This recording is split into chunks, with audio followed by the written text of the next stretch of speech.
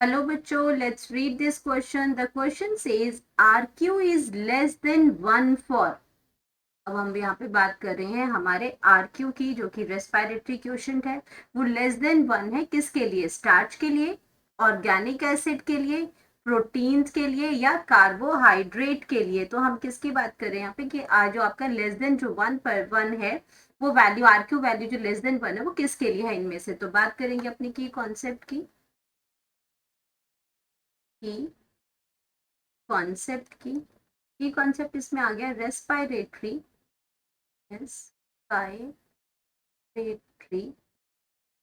Quotient.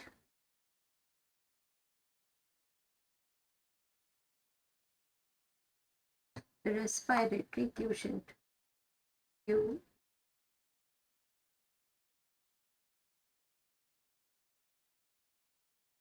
ये आ गया आपका रेस्पिरेटरी क्वोशिएंट आ गया, और जिसको हम शॉर्ट फॉर्म में RQ कहते हैं। जो RQ हमसे पूछा गया है उसको उसको क्या लिखते हैं? रेस्पिरेटरी क्वोशिएंट लिखते हैं। अब अगर हम रेस्पिरेटरी क्वोशिएंट की बात करते हैं कि एक्चुअल में ये होता क्या है RQ, अगर मैं इसको शॉर्ट फॉर्म में लिखूं, इसको रेस्पिरेटरी क्वोशिएंट को, तो ये होता क्या है कि ये वॉल्यूम ऑफ किसी सबस्ट्रेट को लेते हैं तो उसमें कैसे निकालते हैं इसका, कि volume of carbon dioxide evolve, volume of carbon dioxide evolve divided by volume of oxygen.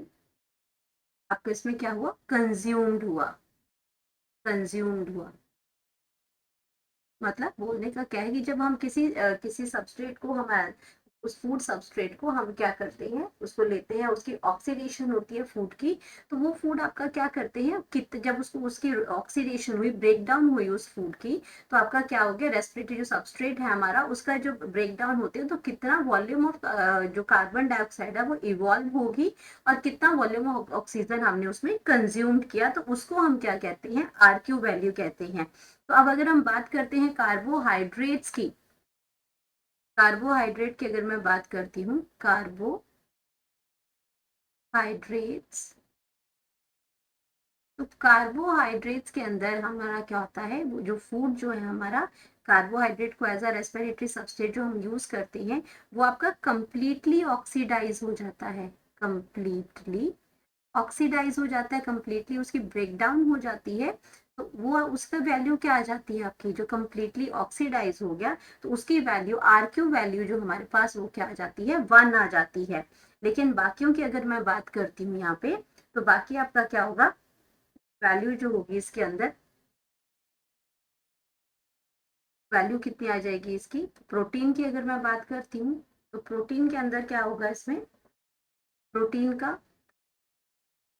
3 की RQ वैल्यू जो होती है, वो आपकी होती है अराउंड 0.8। तो 0.8 का क्यों 0.8 क्यों होती है ये? क्योंकि इसके अंदर क्या है कि इसका जो पूरी तरह से ऑक्सीडाइज नहीं होता, और उसमें जो volume of oxygen carbon dioxide है, ये आपकी क्या है, ये आपकी लेस रिलीज होती है। द वॉल्यूम ऑफ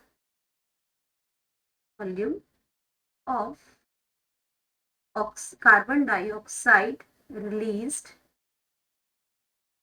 जो रिलीज इसके होती है वो क्या हो रही है, less than amount of oxygen consumed, amount of oxygen consumed।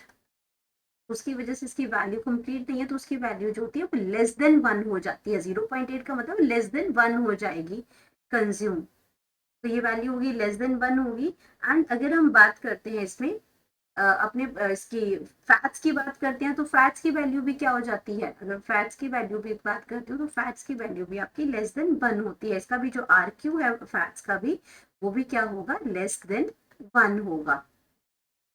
तो हमारे पास क्या पूछा गया है, फैट्स तो यहाँ पे है नहीं, तो हमारे पास जो आपके ऑर्गेनिक एसिड है, कार्बोहाइड्रेट्स हैं और स्टार्च हैं, इन तीनों की वैल्यू क्या होती है, 1 होती है।